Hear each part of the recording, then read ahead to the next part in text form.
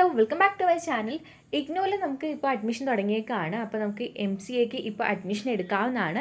അപ്പോൾ MCAയുടെ fees, duration, eligibility, കേരളത്തിൽ എവിടേക്കാണ് ഇതിൻ്റെ സ്റ്റഡി സെൻ്ററുള്ള കാര്യങ്ങളൊക്കെയാണ് നമ്മൾ ഈ ഒരു വീഡിയോയ്ക്കകത്ത് പറയുന്നത്. അപ്പോൾ MCA എന്ന് പറഞ്ഞിരിക്കുന്നത് 2 വർഷത്തെ കോഴ്സാണ്. സെമസ്റ്റർ വൈസ് സിസ്റ്റമാണ്. അതായത് ഇപ്പോൾ അഡ്മിഷൻ എടുക്കുകയാണെങ്കിൽ ഫസ്റ്റ് സെമ്മർ ഡിസംബറിലുണ്ടാവും, സെക്കൻഡ് സെമ്മർ ജൂണിലുണ്ടാവും, അങ്ങനെയാണ് വരുന്നത്.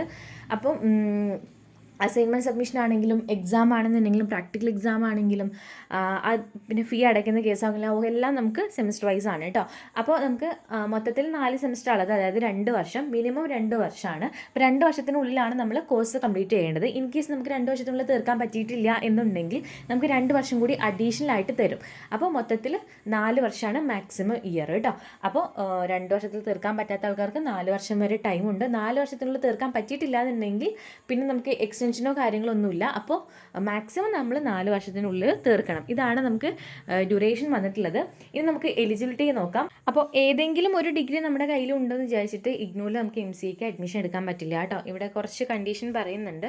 ഇതിനകത്ത് ഫസ്റ്റ് കാറ്റഗറിയും സെക്കൻഡ് കാറ്റഗറിയും കൊടുത്തിട്ടുണ്ട്. ഫസ്റ്റ് കാറ്റഗറിയിൽ പെടുന്നത് നമ്മൾ ഒരു BCA അല്ലെങ്കിൽ BSc കമ്പ്യൂട്ടർ സയൻസ് അല്ലെങ്കിൽ കമ്പ്യൂട്ടർ സയൻസ് എഞ്ചിനീയറിംഗ് റിലേറ്റഡ് അങ്ങനെ എന്തെങ്കിലും പ്രോഗ്രാം കഴിഞ്ഞുള്ളവരാണെന്നുണ്ടെങ്കിൽ നമ്മൾ ഫസ്റ്റ് കാറ്റഗറിയാണ്. സെക്കൻഡ് കാറ്റഗറി പറഞ്ഞിട്ടുള്ളത് നിങ്ങൾ ഏതെങ്കിലും ഒരു BScയോ അല്ലെങ്കിൽ BCom അല്ലെങ്കിൽ BAയോ ഏതെങ്കിലും ഒരു ഗ്രാജുവേഷനാണ് നിങ്ങൾ പഠിച്ചിട്ടുള്ളത്.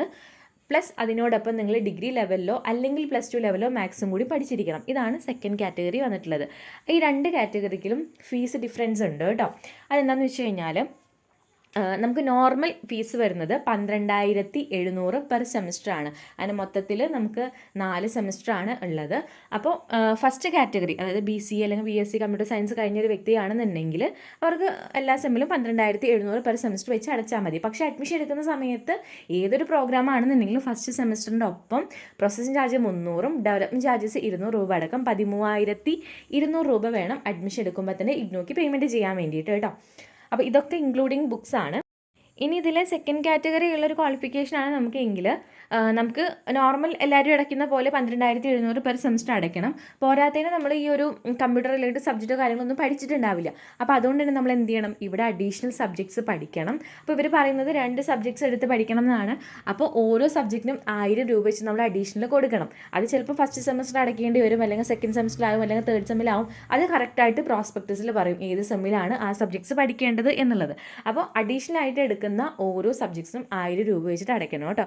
അപ്പോൾ 2 സബ്ജക്ട്സ് ആണ് പ്രോസ്പെക്ടസിൽ പറയുന്നത്. അപ്പോൾ ആ 2 സബ്ജക്ട്സ് നമ്മൾ പഠിക്കണം.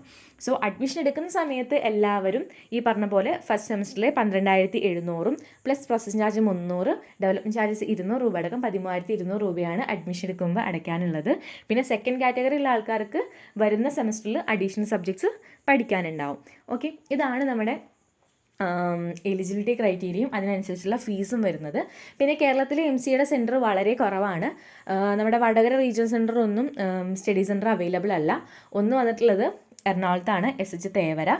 പിന്നുള്ളത് മറിവാനോസ് ട്രിവാൻഡ്രം കേട്ടോ. മെയിനായിട്ട് ഇവിടെയാണ് എല്ലാവരും കൊടുക്കാറ്. അപ്പോൾ ഈ പറഞ്ഞേക്കുന്ന സെൻറ്ററിലാണ് നമുക്ക് എന്ത് ഉണ്ടാവുക, അസൈൻമെൻറ്റ് സബ്മിഷൻ ഉണ്ടാവുക, നമ്മുടെ ക്ലാസ്സും കാര്യങ്ങളും ഉണ്ടാവുക, അതുപോലെ തന്നെ ലാബ്, പ്രാക്ടിക്കൽ ഇതൊക്കെ വരുന്നത്. അതേസമയം തിയറി എക്സാം കേരളത്തിലെ എല്ലാ ജില്ലയിലും എക്സാം സെൻറ്റർ ഉണ്ട്. നിങ്ങൾക്ക് ഇഷ്ടമുള്ള എക്സാം സെൻറ്ററിൽ പോയിട്ട് തിയറി എക്സാം എഴുതാവുന്നതാണ്. അതേസമയം ബാക്കിയുള്ള കാര്യങ്ങൾ ഞാൻ നേരത്തെ പറഞ്ഞേക്കുന്ന അസൈൻമെൻറ്റ്, ലാബ്, പ്രാക്ടിക്കൽ ഇതൊക്കെ ഈ പറഞ്ഞേക്കുന്ന എറണാകുളത്തും ട്രിവാൻഡ്രത്തൊക്കെ ആയിരിക്കും. ഇനിയല്ല നിങ്ങൾക്ക് കേരളത്തിന് വെളിയിൽ വേണമെങ്കിൽ അതും ഓപ്റ്റ് ചെയ്യാവുന്നതാണ്, അവിടെ സെൻറ്റർ ഉണ്ടെങ്കിൽ. ഓക്കെ, ഇതൊക്കെയാണ് കോമൺ ആയിട്ടുള്ള കാര്യങ്ങൾ. എന്തെങ്കിലും ഡൗട്ട് ഉണ്ടെങ്കിൽ ചോദിച്ചോളൂ. അഡ്മിഷന് വേണ്ടിയിട്ട് നമ്മുടെ വാട്സപ്പ് നമ്പറിലോട്ട് അഡ്മിഷൻ എന്ന് പറഞ്ഞ മെസ്സേജ് അയക്കാം കേട്ടോ. അപ്പോൾ നമ്മൾ അഡ്മിഷൻ പ്രോസസ്സ് ചെയ്ത് തരുന്നതായിരിക്കും.